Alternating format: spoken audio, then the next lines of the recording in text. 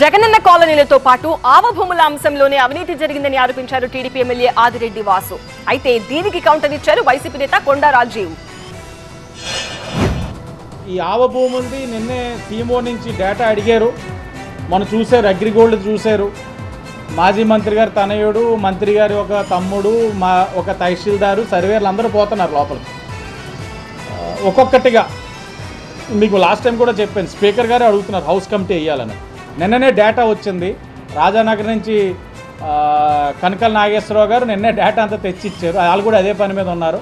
దగ్గరలోనే దీంతో పాటు ఒక్కొక్కటిగా, అంటే గ్రావిటీ ఆవన్నది 100 కోట్లు అవినీతి, 25% కమిషన్ ఏ మేరకు అన్నది ఒక్కొక్కటిగా ఐడెంటిఫై అవుతున్నాయి. గ్రావిటీ సీరియస్నెస్ బట్టి ఒక్కొక్కటిగా ఏది వదిలిపెట్టరు. ఈరోజు మీరు ఏదైతే చెప్తున్నారో గోల్మాలు జరిగినాయి, అవకతవకలు జరిగినాయి, లేదా నివాసయోగ్యంగా లేవని ఏదైతే అంటున్నారో, రండి పత్రికా విలేకరులందరినీ కూడా తీసుకుని వెళ్దాం. కాకినాడ లాంటి ప్రాంతం కానీ, సత్తెనపల్లి లాంటి ప్రాంతం కానీ, విజయనగరం లాంటి జిల్లాల్లో కానీ ఏ విధంగా నిర్మాణాలు శరవేగంగా జరిగినాయి, ఊళ్ళకు ఊళ్ళే, కాలనీలకు కాలనీలే ఏ విధంగా జగన్మోహన్ రెడ్డి గారు నిర్మాణం చేశారో మరోసారి ప్రపంచానికి మనమందరం చాటి చెప్దాం.